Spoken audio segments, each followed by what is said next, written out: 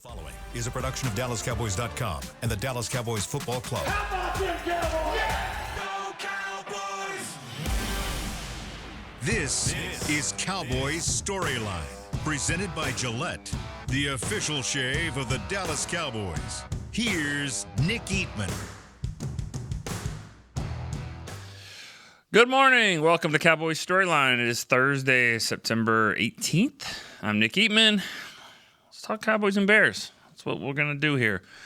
We're going to get right to the phone lines. I'm going to try to get as many calls as we can. You guys know the number, 888-855-2297. I believe that's the number, yeah.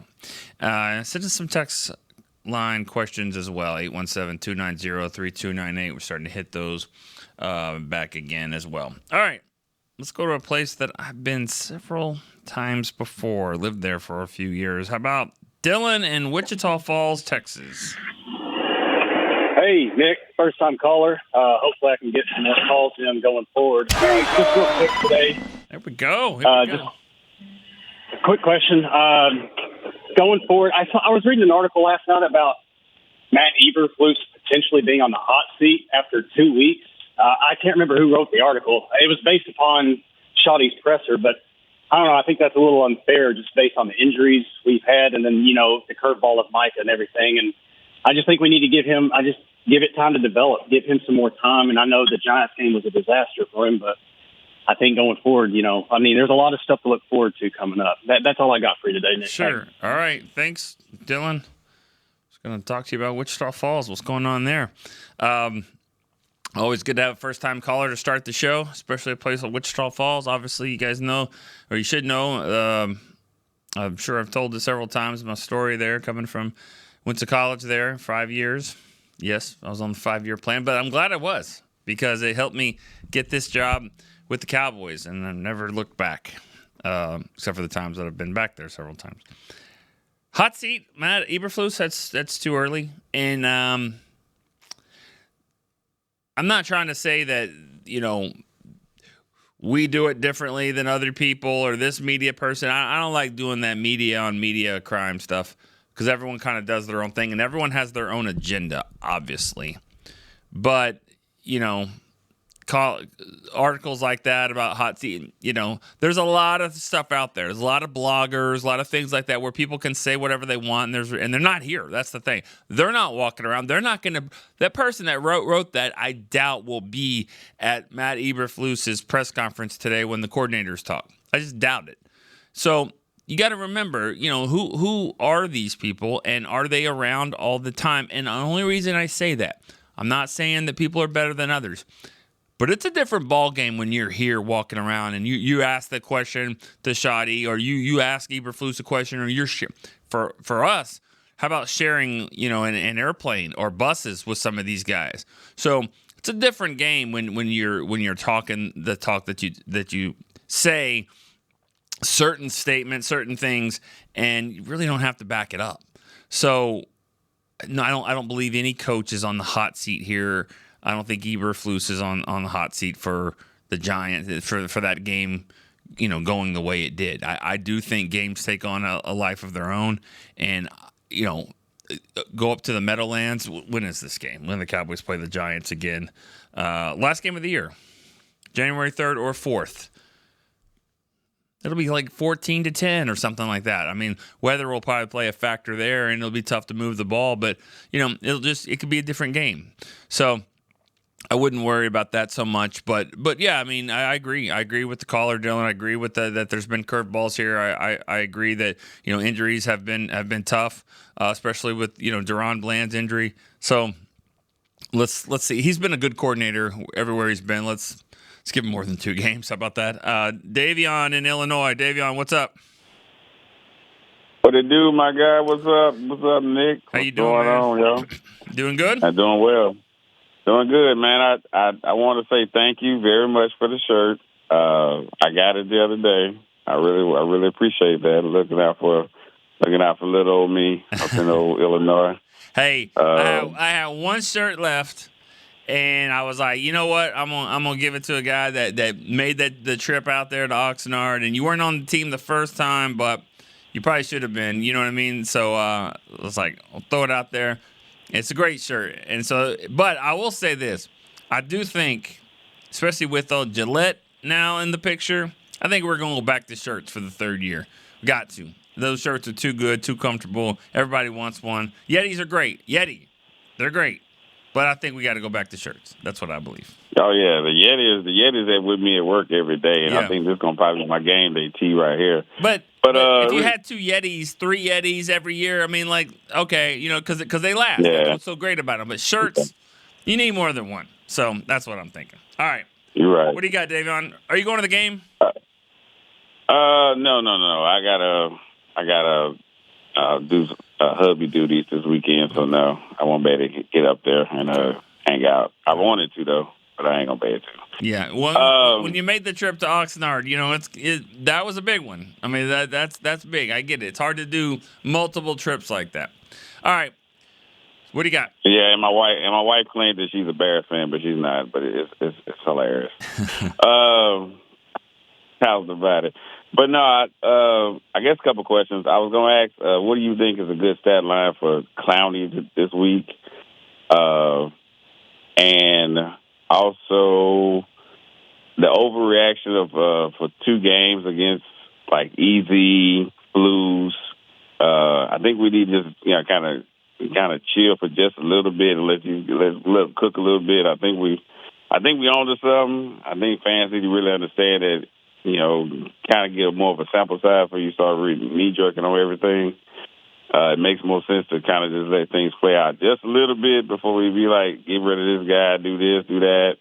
But I do want to see Blue. But other than that, you know, let's kind of just let them cook for a little bit. Yeah. All right. I agree with that. Okay, Davion. Thank you for the call. We got also we got a space tonight if anybody want to jump on and get after it. Okay. We'll be out there. We ready to roll. All right. That's on Twitter X. The Cowboys Storyliners. I think I heard them say 8 o'clock Central Time. But they're on it for a while. So, I mean, just about any time zone you want, it hits them all. So, you can safely say about 9 o'clock, wherever you are, they'll be going. So, one way or another.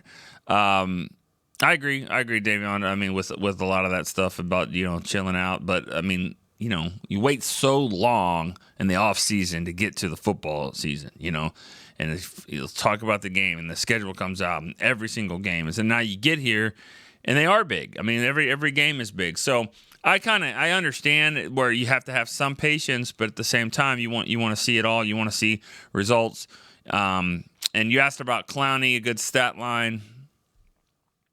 I don't know, 2 tackles, maybe one tackle for loss, and a pressure or 2.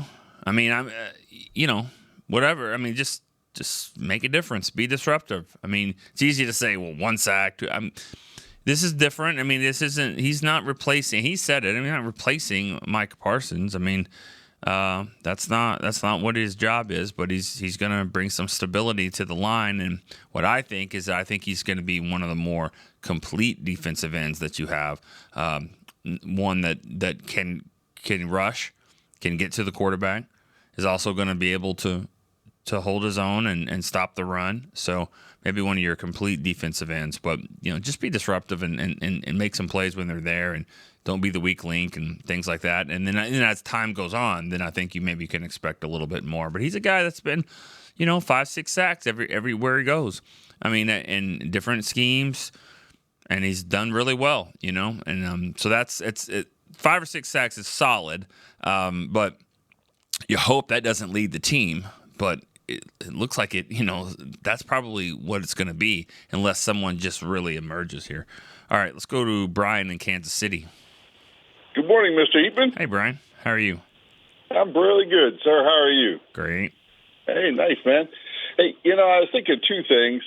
One, just curious and if you have any updates for us on the injuries, people that are, you know, borderline might play this week and that kind of thing. And then and I'll give my prediction real quick. I don't have a great feeling about this game. I'm hoping we're going to pull it out. I'm going to say 27-20. We'll say 27-20. Say that's what I'm calling it. I think we're going to pull it out. I think it's going to be a rough game, though. Yeah, I think it's going to be a rough game. Hey, we could all go visit the Windy City, and I've been to Chicago. Actually, the Navy boot camp is up there in Great Lakes, and common to go to the Navy Pier at kind of towards the end of that in Chicago. But what we can't do is go to the press box in Soldier Field and have that experience. So maybe you just tell us a little bit about one of your experiences up there, brother, and I'll listen to that one off air. Okay, thank you. Man, I'm trying to think stories in Chicago. We just haven't gone a ton. I mean, I've gone some. 2007, maybe 2012, 13. 16 maybe, but I don't remember a lot of things. Now the thing about the press box, it's an okay press box. It's not really not much to it. However, in 2013, when it's 8 degrees or 6 degrees or whatever it is, it's really nice. It's nice to be in there. It's nice and warm, as opposed to and I say that because I know some people that are actually on the field during the game. I know one in particular. He does a great job. And he's the one that knows if it's going to rain on Sunday and how cold it's going to be and all that. Me, it's going to be 72 degrees in the press box. And I knew Chris would chime in there. I can't think of many stories really for me. Now, in Chicago, just in Chicago in general, I might be missing something, but it's a cool place. I wish. Now, I like this. Being there, earlier in the season where the weather is going to be really nice, and it's a city I would like to kind of go and explore a little bit. And one day it's going to match up. I want to go to Wrigley Field, like one day. It's not going to be this week, but I would love, it'd be awesome if we had like a Sunday night game and we were able to do a 1:00 game or something like that on Wrigley. But I've never been. I want to go to Wrigley. I want to go to Fenway. By the way, 78 is the high, 65 is the low, and it's going to rain. Yeah. So 72. They'll have nachos. Lighting's okay. Probably some bratwurst up there, maybe. Probably. Anyways. All right. Must be nice. Yeah. Well. Yeah. Yeah, it is. I was going to say something, but yeah, it is. It is nice. All right. Lester, Minnesota is next. Hey, what's up, Nick? I don't know about anybody getting fired or on a hot seat after 2 games. I mean, I'm a defensive guy myself, but, my guy, we got a few injuries. And what I think they should do is, mix up the coverages a little bit more. And I think we'll do a lot better that way. Playing 100% zone or 98% zone or 90% zone, that's too predictable. Just mix it up a little bit more. I know Clowney, even if he has just 10 snaps, he'll make a difference because people know who he is. They have to honor and respect him. And I believe my score for the game would be 24-12. I don't even think they'll score a touchdown, but I could be wrong. But 24-12 is my prediction. What do you think, Nick? 24-12. I'm really back and forth on this one. Thanks for the call, Lester. First of all, nobody's getting fired. I mean, that's an article find the article and find the person who wrote it and what platform it's on and all that. I mean, it's really not. I don't think that's anything close that's going to happen here. They're going to have a little more patience than that. And got to remember too, Eberflus is a guy that the Cowboys, really like. They've trusted him. They trust. He's been here before and he's done a good job, and they're giving him the benefit of the doubt, especially more than 2 games. So let's just stop with all that stuff. That's not going to happen right now, and nor should it. I'm having a hard time with this one because I see 2 things, like these 2 flashing lights. The first one is when you win a game the way the Cowboys did. I'm trying to kind of go back and find other ones that were crazy like that, and like what happened the next week. And what I'm kind of finding out is that it doesn't look good. You know, after a game like that, when you're like, how did they win that one? How did they win that game? Wow. And then the next week, it's not so great. But then again, every team's different, and so that you can't go off that. And then the next thing that I'm thinking about is the Bears secondary and the Bears pass rush. I mean, it's the same as the Cowboys when it comes down to like they don't have a great pass rush, and their secondary is very, very inexperienced. And Nashawn Wright's one of their starters over there. So you look at the matchups and you're like, if it's going to be a shootout back and forth, I like Dak. I like Dak, CD, and Pickens in that group more than I like Caleb Williams and Rome Odunze, if I'm saying that right, and DJ Moore. I mean, but Luther Burton, they've got guys, but it comes down to Dak and Caleb Williams, and I like them. I like the Cowboys more in that, and I think the defense. I still think we'll bounce back a little bit. I don't think the defense is great, but I think they're going to make enough changes. And so when I think of it that way, I think, well, this seems like one that the Cowboys would have a hard time winning. But when you just really look at the matchup and don't take the weird NFL picture part of it and say, I think the Cowboys will win. So I'm still kind of back and forth with my gut feeling, but I think it's going to be a Cowboy win for me for the pick. Let's have a hard time thinking that Dak and this offense is going to be outscored. That's what I'm thinking by the Bears. I mean, not that it can't happen, but by the Bears in this situation, I don't know. I think the Cowboys will prevail, but it's going to be interesting. It's going to be a lot of points scored too. Somebody that will be in Chicago doesn't live in Chicago. Josh is from Chicago. Josh, hey, what's up, man? Hey, Nick, how you doing? Good. How are you? Good. Yeah, I miss my city. The city beautiful. I miss it. So I got to tell you though, if you go to Chicago, don't sleep on the South. The Sox have a nice park down there on the South Side, and they got some good food at that park. So that's my team. The White Sox? Oh, yes, sir. They actually do play. They do play, and fans show up sometimes.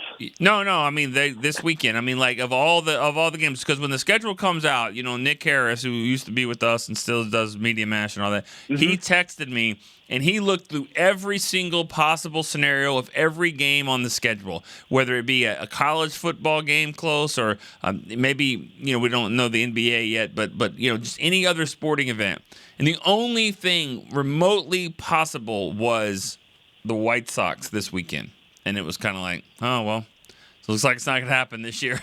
So I used to, when I was in law school, I'll tell you a quick story. I used to walk to my train station, and there was days where it was like wind chill was like negative, 30, negative 40, and it was rough. But I lived closer to Wrigley. I never really liked going to Wrigley. I just don't like the stadium as much. I'm a Sox fan too, so there's obviously a bias. But the food at Sox Park they got some good food down there. Yeah. So, if you can make it over there, you should. But I just wanted to bring up a point from what I called the other day. With grades, I look at that more as on our team ourselves, right? So I get what you're saying. I think the Giants are actually a better team than people want to give them credit for. But I look at, like, the discipline of the Cowboys in that game, the discipline for not just penalties, but, their assignments. And that's where I think, like, the grade to me is a little bit different for that because I'm looking at our team more than the team that they're facing. But I get your point as well. Yeah. Regarding this game with the Bears, I really think, especially with the way that the Cowboys can run the ball right now, if they get a chance to take the ball first, like they did against the Eagles, I kind of want to see that again. Because I think Williams can really get the ground game rolling, and if they do, I think the Bears fighting from behind is where they really struggle. Yeah. And if we can get up, 7 or 14 on them, I don't think Caleb Williams has the arm to really, or the accuracy to put the ball down the field for them like Russell Wilson could. So that's kind of my thing. I think that we should take the ball first if we can. I'm not sure. An 0-3 start for the Bears would be surprising to me. I think they have a lot of talent, but I just think that the Cowboys got this one. I think that they're going to start rolling here. I think we're going to start seeing more run game working, and I think that's going to be a big key to success going forward. Right. And I'll take it off the air. Thanks, Josh. I'm the same way. Like, it's easy to say, I just don't see them going 0-3. But that's the difference. That you have to remind yourself, too, and I have to remind myself that, like, they don't have to go 0-3. They don't have to lose 3 games. They just have to lose 1. I mean, you know what I mean? Like, that's a statement you say in June. Like, they're not going to go 0-3. Now they're going to win 1 of the 3. Okay, cool. That sounds good. But now that when they're sitting at 0-2, especially with the way that they lost and going up, with the depleted defense, going up against the Cowboys offense that can score. And it's kind of like what matchup do you like better? The Bears are gonna score. I mean, we know that they're gonna score some points. I trust that at some point, they're gonna go make a play. Someone told me this the other day, and this is funny. Russell Wilson's game was the Tony Romo game against Denver back in 13, where it was like perfect up until the very end, and then you make a bad decision and throw an interception and you lose. But that Russell Wilson game was kind of like what Romo did when he was going up against Peyton Manning and Denver, and they lost 51-48. But I've always said, if Romo doesn't throw a pick, which he did, but if they drive down the field and score a touchdown, kick a field goal and win the game 51-48, how different would we be thinking of Tony Romo? Because not only would he have gone down the field and won the game, but he was sitting, I think, at 506 in that game for passing yards. And the record is still like 540. So to get down to field goal range, they didn't have Brandon Aubrey back then. It was Dan Bailey, but, he's not kicking it that far. You're going to have to pass the ball down there. He's probably going to set the record of passing yards and beat Peyton Manning and win that game in dramatic fashion. Might be thinking of him completely differently, but, we know the theory about ifs. All right, let's go one more. Chris, Saratoga Springs, New York, before we go to break. Hey, Nick, how are you? Good, how are you? I'm good. Excited to see Clowney rush the passer for the Cowboys for sure. I'm definitely interested to see how he does. I like his comment when he was talking to one of the reporters saying how, the last team had him dropping back in coverage, and he was told by the Cowboys, you're not going to be dropping back, you're going to be rushing the passer. So I'm really excited to see him show up on this week against the Chicago Bears. Right. We need to take care of business against the Bears. These are the games we need to win. If you look at our schedule, we have some tough games.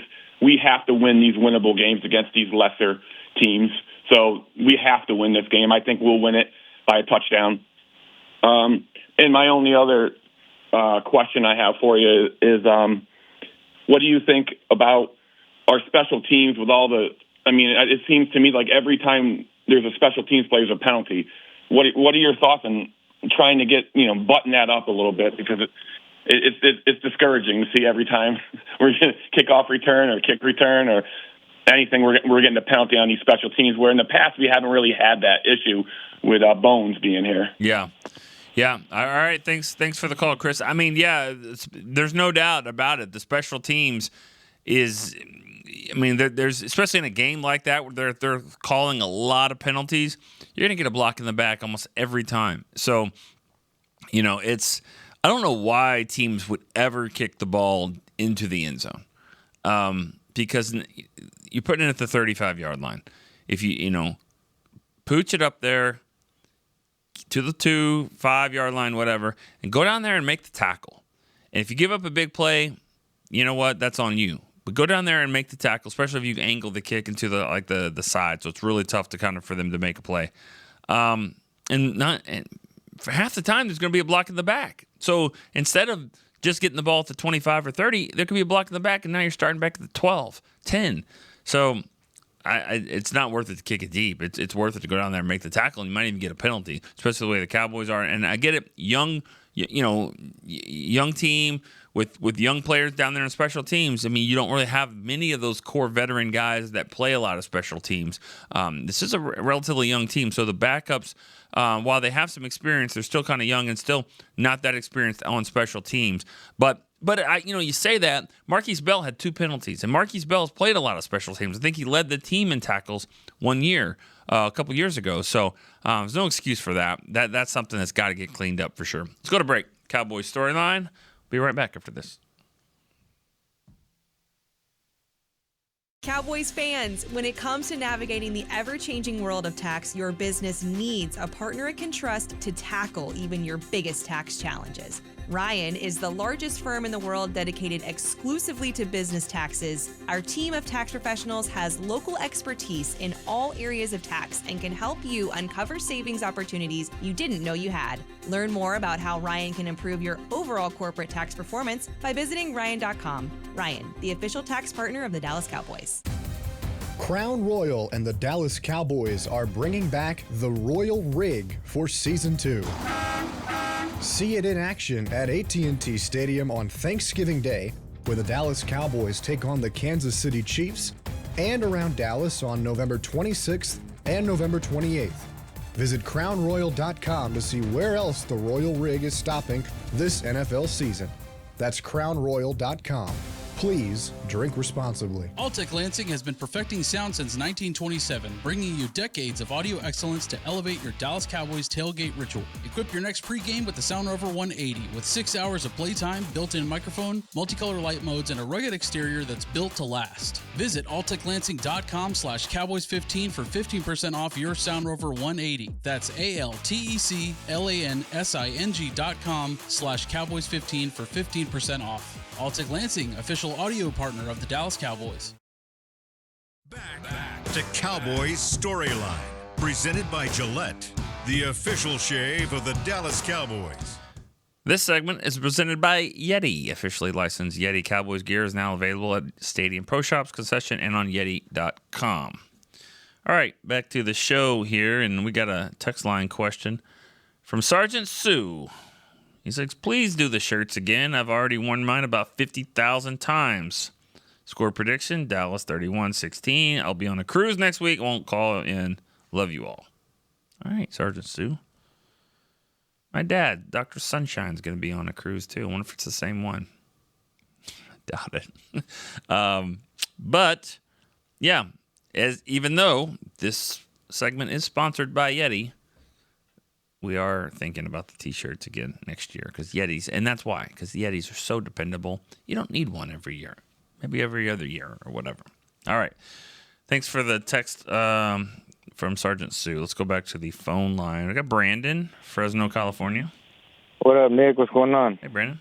How are you? Man, I need to get one of those Yetis and them cups, man. Let's go keep calling. Or it's you know what? It's not even just keep calling because I don't want to say that. I don't want to discourage people that just can't call in all the time. You know, just when you call in, when you get in, just be memorable. You know, I should have got it when I seen you at training camp that day.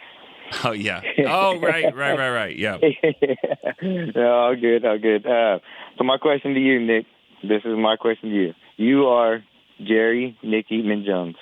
Everybody's talking about trading our first-round picks and Trey Henderson. I know you can't talk about players in certain teams and stuff like that, but what position would you give up a first round, a second round, or both first rounds right now? Because, I mean, you got rid of the pass rush, obviously, so that's gone. You go pick up Clowney. Not saying he's replacement or whatever, but you have, I think, everything in place. You have your offensive line. We found a gem in Javonte Williams. You got your two receivers. You got a good tight end. I think you look at that Eagles game when we're rushing, you got Diggs on the blitz, he misses Jalen Hurts. You got Wilson on the blitz, he misses. I think that's a different game. I think we're talking about our defense a little bit after that game, saying, look at we schemed up sacks and everything like that. So what would you give up, or do we even need to get up? And did we get a steal maybe this draft or the next one with these first-round picks?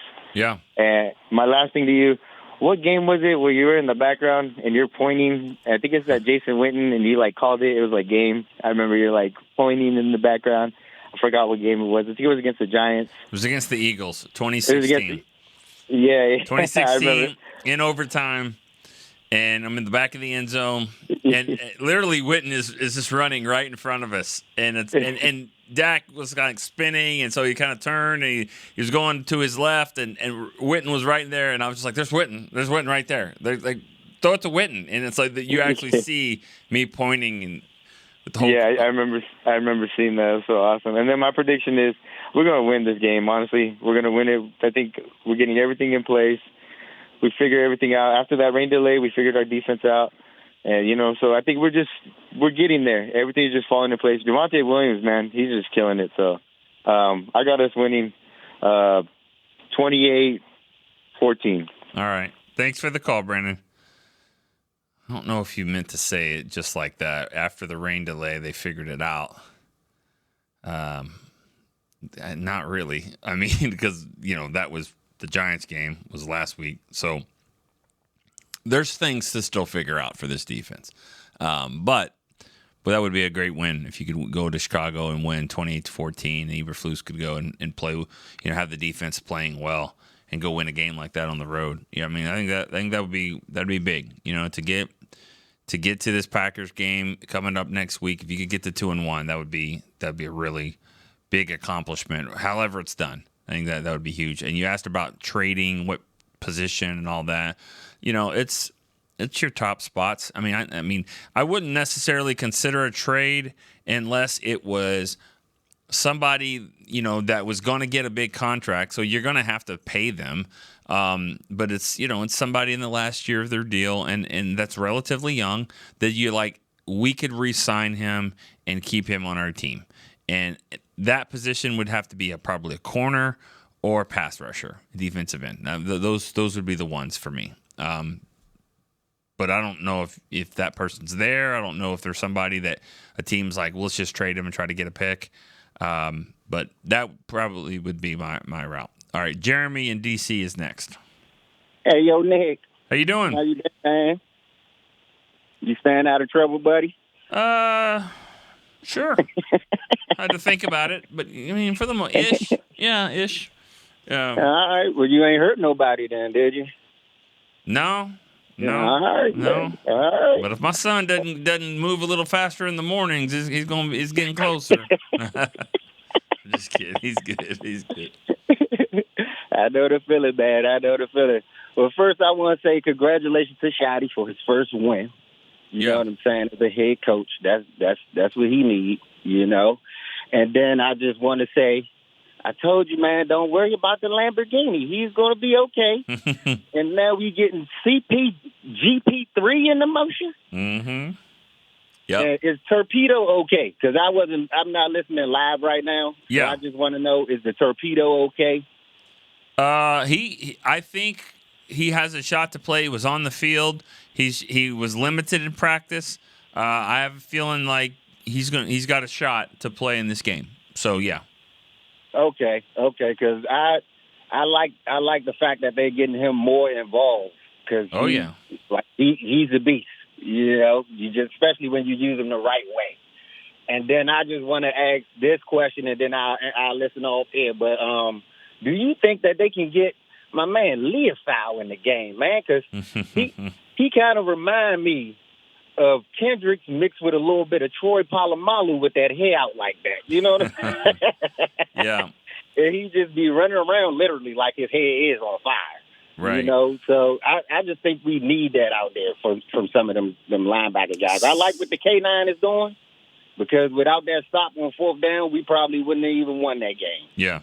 But, I just believe they should probably sub him and Sanborn. You know what I'm saying? Right. Very now. Yeah. All right. But other than that, Nick, I don't really have much, man. You enjoy your day. And try not to get in too much trouble. No, I'll be fine, dude. I'll be fine. You stay out of trouble. You're the one that probably needs to stay out of trouble. Thanks for the call, Jeremy. All right, appreciate it. So I rarely do this, but I saw an opportunity yesterday. So this really happened. So I took the storyline and took it off the air and actually took it to the training table where the players eat, where we eat, and all that. That's what it's called, cafeteria, but it's called the training table. And I actually saw Leofau, and I chatted with him for a second. I said, I want you to know, I do a podcast, callers and fans call in, and there's not one player that they want to see more. It could have been Jaden Blue, but because I was talking to Leofau, I said, there's not a player that they want to see more than you. He goes, well, you can tell them that I agree with them.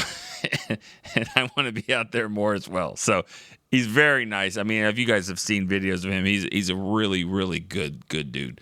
And I think he's a good young player. But he was kind of, very respectful. But he was like, you can tell them that I agree with them, and I want to be out there more. And that was kind of the gist of it. Wasn't anything to it. I didn't get in there and like, why aren't you playing more?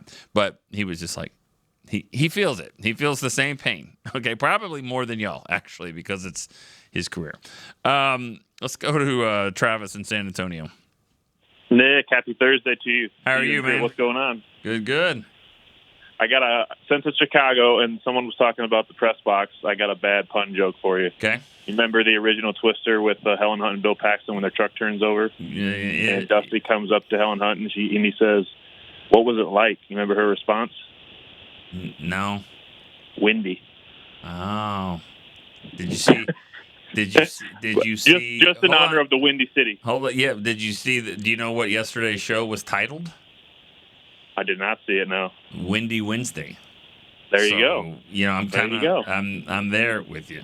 So. I dig it. All right. Well, I just wanted to call and say I want to give my score prediction, but also say I think people have been talking about the Clowney thing, and I'm hoping.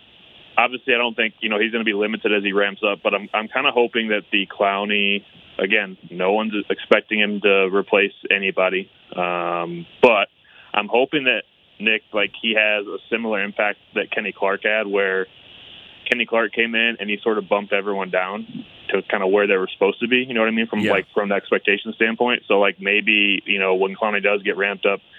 Yeah, I know everyone wants to see Azaraku. I still think he's going to be a really good player, but maybe it allows him to take a little pressure off himself, take a little pressure off Fowler. So I'm hoping that kind of has a similar calming effect to everybody where it's like, okay, we can all kind of settle into our roles and just do our thing and go from there. Because maybe, we never know, maybe some of these guys are pressing a little bit. Maybe Azaraku feels like he has to account for 11, and we don't. We need you to be 41, which is a weird number. But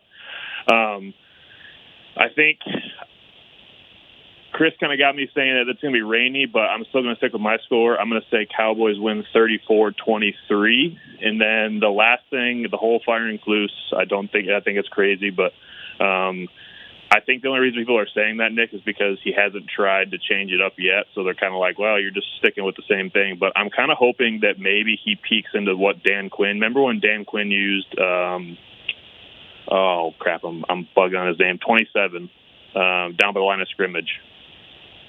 He played like linebacker for us, basically. Marquise Bell? No, the other J-Ron Curse. Yes, thank you, J-Ron Curse. I'm hoping maybe on some third down stuff, maybe he looks at that because I know these coaches look at previous stuff. Maybe you can use Dono in a similar role, like at that linebacker position on some third down stuff when you're dialing up, and just utilize them that way in some sub packages and stuff. So kind of hoping he makes that change and go Cowboys. All right. You guys have a great one. Safe travels to you guys. All right. Thanks, Travis. All right. Good call. Let's keep it going. Ali in Florida. He's not in Florida. Ali, what's up? Good morning, sir. How are you? Pretty good, buddy. I'm calling you probably the longest distance I ever called the show. I'm in a disco island in Greenland. Greenland. Wow. What are you doing there? Chasing a polar bear with the locals before they go to hibernation, Yeah. No, I don't know. I can't say, yeah, I know. I do not know anything about chasing polar bears in Greenland. But the fact that now I'm just going to picture that and picture you on the phone talking about the Cowboys this week, that's awesome. That's great. To be honest with you, I don't chase them. I sit behind the snowmobile, and the local native, they drive, and they find them. Then I get off the snowmobile and photograph them. Couple things. First of all, I miss you. But I will say there's some irony in that you're chasing polar bears as these defense is going to be chasing just regular bears, I guess, for this game. But I love it. I love it. Yeah. Go ahead. What do you got? So, first of all, belated happy birthday to your mom. Okay. Happy birthday. Number one rule is, Nick, because I love you like my own son, you don't mention woman's age on public podcasts. Just leave it at that. Always wish them happy 28th birthday. They like that better. Nah. So, I disagree. My mom's 75 years old. She's proud of it. She's beautiful at 75. I'm fine with that. I think she's fine with it too. I really do. Okay. So as long as she's okay. Yeah. I don't know, Ali. I think I know her better than you a little bit, but I understand that theory for the most part. This one I felt good about. Okay. So you know what? No. Let me say this. She called herself Jethro Pugh. Okay, Jethro Pugh, who wore number 75 back in the day. My mom said Jethro Pugh, and she also said she had to get up and the house was a mess. She has to haul ass this morning and clean this up. That came from her. So you know what? Like she's fine. She's all good. Okay, let's move on. Good. So a couple of things. First of all, I noticed since all the captain and a couple of the storyliners that visit you in Oxnard, I realized Captain Rob and you, when you talk to each other, is more respectful and civilized, which is super nice. You guys getting along perfect right now, right? Which is great. So, a couple of things. I was just thinking. First of all, I haven't got a chance to watch the games, but I heard about the Giants game. I watched the Eagles, but I was wondering if you have a choice to see Eagle in the Super Bowl or Green Bay in the Super Bowl this year. I hope none of them. But I was just thinking what would bother me the most. And I just want to let you know, love you. I'm going to hang up and listen. All right. Well, I mean, let's just say Green Bay. That because your draft pick is tied to that. So I mean, you don't want 31 or 32. Yeah, it's gonna suck either way. It's gonna suck either way if it's the Eagles or the Packers. But you going off a draft pick here. So I would say I guess Green Bay would be the worst part of it. If it wasn't that, then you might go the other way. But yeah, I mean you don't want to make a trade and then see them just kind of thrive because of it. I mean, so far, yes, Green Bay has done that, and I'm sure San Francisco felt the same thing. When they traded Charles Haley in there, they win 2 Super Bowls in a row. But let's also remember that, I mean, the 49ers were in the championship game both of those years, and then they won it the next year, and then they probably should have won it the next year. So it's not like, it's not like the Cowboys flourished and they didn't. That's where the Cowboys have got to make sure that they stay at that same level too. Let's go to one more break here on Cowboys Storyline. I'll be right back after this. All right, Cowboys fans, this one's for you. Gillette's Best Shave has a new look this season, and they've got one that sticked out in Cowboys colors just for us. We're going to want to run, not walk to this one, y'all. The new Gillette Labs official Dallas Cowboys licensed razor isn't just Gillette's best shave. With 50% longer lasting blades than Fusion, it's the best a Cowboys fan can get. Get it while you can at Gillette.com/NFL. Gillette's Best Shave is also available as heated. Discover Aiden, the official luggage partner of the Dallas Cowboys and Dallas Cowboys cheerleaders. Known for top-tier engineering and craftsmanship, Aiden offers more than just bags. Originating from Australia and designed in New York, it merges fashion, design, and culture. Used by Dallas Cowboys players, staff, and the entire organization, Aiden provides style and functionality for all travelers. Visit AidenTheBrand.com and use code AidenXCowboys for 25% off your purchase. Travel like your favorite stars with Aiden. Back to Cowboys Storyline, presented by Gillette, the official shave.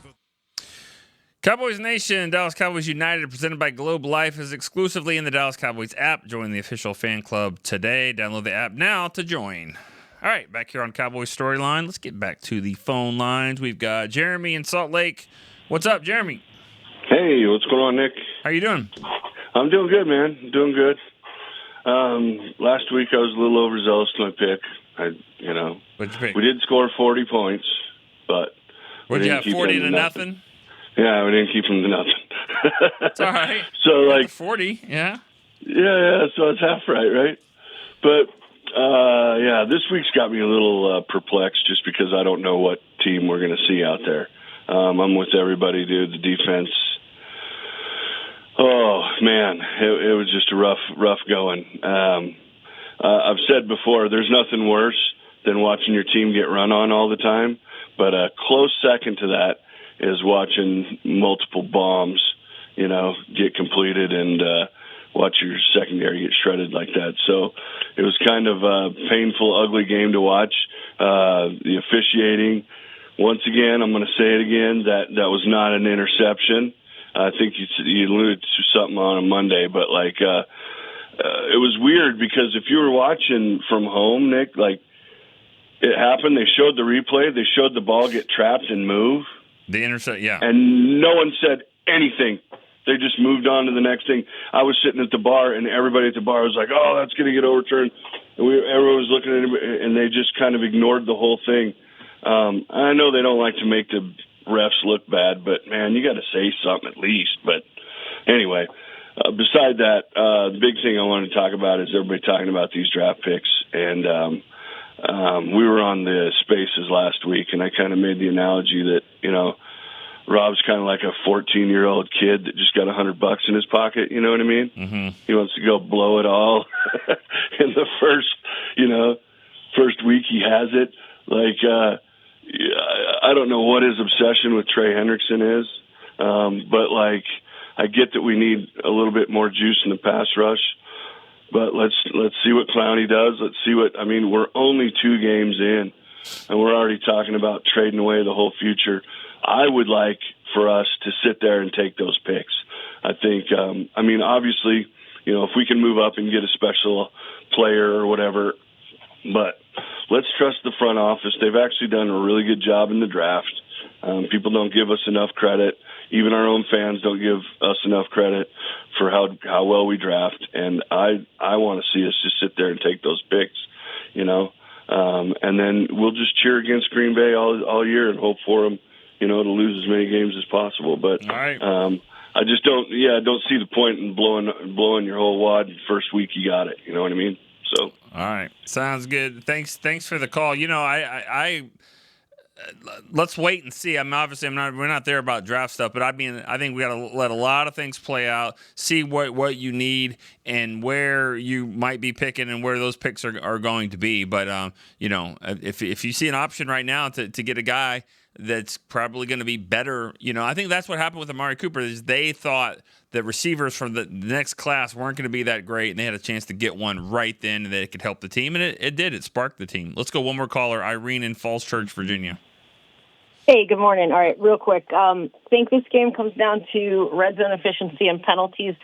They've been perfect on offense in the red zone. We've been doing really well, doing great as well.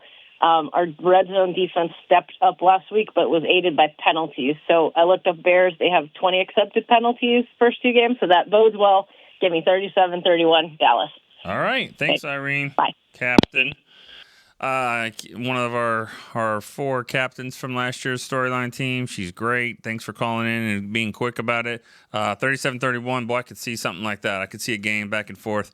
We'll see what the weather looks like and also what the winds look like as far as the kicking game goes. Don't be surprised if it's not exactly the same. I don't think a 64-yarder is probably going to go as well in Chicago.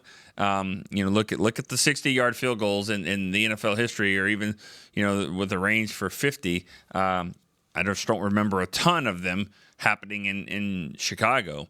Not to say that won't happen, but I'm just saying the kicking game is going to be a challenge. Field position, punts. Things like that. Again, I don't think the forecast calls for wind gusts or anything like that, but that's kind of what they're known for. So, but throwing the ball around, and I still think it's possible. I think both teams are going to move the ball and score. And I think looking at the scores you guys have, predicting somewhat of a high scoring game. But all of these picks so far have the Cowboys winning. So hopefully you guys are right. Let's talk about it again on Friday. We'll do a little bit more predictions. We'll talk whatever you guys want to chat about, and it'll be a lot of fun. So for Chris Beam, I'm Nick Eatman. We'll see you tomorrow on Cowboy Storyline. This has been a production of DallasCowboys.com and the Dallas Cowboys Football Club. How about this, Cowboys? Yeah!